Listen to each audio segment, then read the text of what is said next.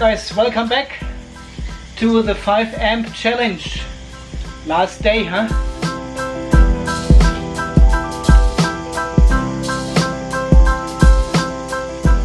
I just used some soap water and sprayed the bumper before to loosen all this cheese. I don't even know what it is. It looks like egg yolk. Insect ingredients, let's put it this way. It was a fast death. I usually don't want to leave the bugs on here for too long, you know. Yeah, so as I have told you yesterday, we have not planned to go anywhere today. It's already in the afternoon now. So the car was sitting here plugged in and charged back to 60% by 8 o'clock in the morning. It's my late shift tomorrow, so I'm starting at 8 and then next week it's again at 7. That's why I have to change the departure time, it's called.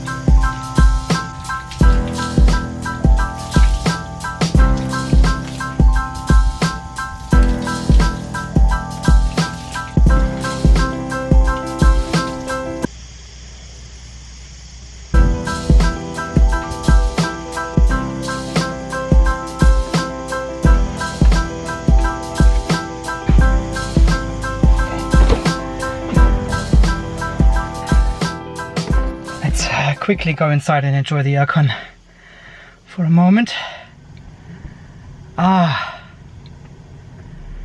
Nice one.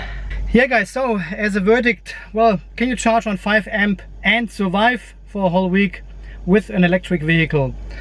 Well, I have shown you in the last 6 videos that you actually can. You have to be a little bit mindful. So the question you are asking now is, why would you even charge on 5 amps, really? Well, not everyone can install a charging station at home, and not everyone has the most modern cabling inside their home or garage or carport.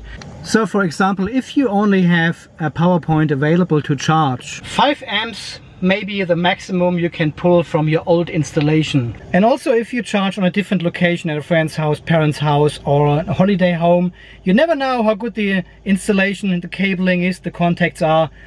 And you have seen from my test last week, it is possible to do. Well, we got a bit of trouble on the Friday and Saturday charge because we wanted to go somewhere on a Saturday. And I knew about this appointment on Tuesday already. So I should have increased my state of charge slowly every night a little bit. And I would have it ready by 80% on Friday night. So there would have been no need to crank up the charging speed from 5 to 10 amp. You can easily make it in 5 amps even if you have a long journey ahead. Just plan a little bit ahead. Well, and here it is again. This is my whole week from Monday to Sunday. Well, we haven't driven today. So all in total 83 kilowatts. You need to make sure you get 83 kilowatts. Why is this not? Well, you need to make sure you get these 83 kilowatt hours out of a 5 amp charge. So every single day you need to plan a little bit ahead and think about what you are doing next day or the day afterwards, to have the battery on a state of charge you actually can use then for your trip. The other thing you could do is, if you have only the possibility to charge on 5 amp, you set your threshold to potentially 80% or maybe 70-75%, which gives you about yeah, well, if you set your battery to around 80%, this will give you about around 300 kilometers, so lots more buffer than I am on 60%, which gives only 220 kilometers. But it all depends what your needs are and how much kilometers you actually need every day. Let me just turn off my schedule for tomorrow. I just want to show you when the car actually starts charging. We have to turn off the aircon for that. So 5 amp is the minimum charge you can use at home. You will get about 6 to 7 kilometers per hour.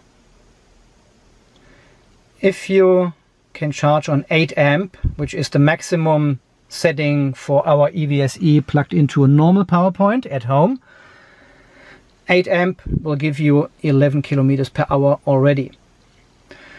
If you are lucky enough and you have a 15 amp power point, like I have in my garage, you can crank up the speed all the way to 12 amps.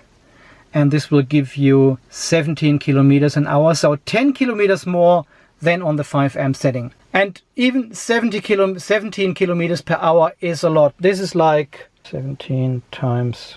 So this will be like 200 kilometers in 12 hours charged into the battery on 12 amps.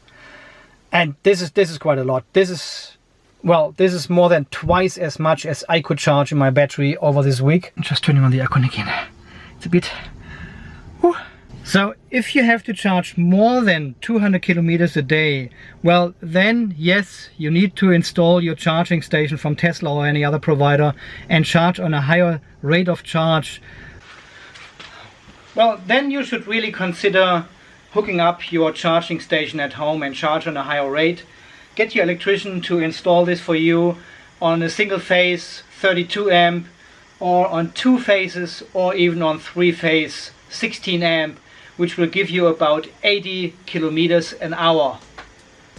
Yeah, well, 80 kilometers an hour will fully charge the car from 0 to 100 in about 5.5–6 hours. Well, in a Tesla you have the possibility to charge on different charging rates with different charging equipment. You've got the UMC, you will get the wall charger for free here in Australia. So it gives you all the possibilities you need to make sure your car is charged to your needs in the morning. Range anxiety is not a technical problem, this is just in your mind. So plan your charging, plan your trips, have a look on PlugShare, have a look on other apps, see where you can charge on your way, and you will realize in a short amount of time your range anxiety will just go away. Well, I said this before, I had far more range anxiety in the Outlander PHEV with only 50 kilometers electric range. I was always afraid the engine comes on and I didn't want to use it. So if I had a 50 kilometer or 40 or 45 kilometer trip ahead, this was range anxiety. I was always afraid to use the engine. But now here with such a large battery inside the car, there is no such thing as range anxiety anymore. And as you have seen yesterday when I was waiting for my wife, the kilometers went down due to the aircon and YouTube usage. The prediction of the car is pretty insane good. It doesn't let you down. The car will not shut down at you at 35 kilometers shown. And even at 0 kilometers you should still have about 10–15 kilometers of a buffer, which I would not recommend to use. Probably you get range anxiety then. Okay guys, yeah, let me know how you charge your EV or plug-in hybrid at home. What equipment do you use for that? Do you use timed charging or you plug it in straight away? When was the last time you had range anxiety in your car? Could be even in a petrol car, right? Alright guys, so far these 7 videos from the last week. I hope you enjoyed the mini series, the mini season of Unplugged EV. Thank you again for watching. Thank you for all the supporters. And thank you very much to Rob for supporting me and the channel on patreon.com/unpluggedtv. If you want to join the growing community on Patreon, please head over to patreon.com/unpluggedtv and join the community.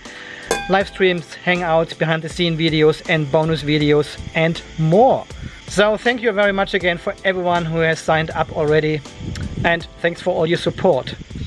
And for everyone else, please stay charged. And we will see us again in the next video very soon. Alright guys, see you next time. Bye bye.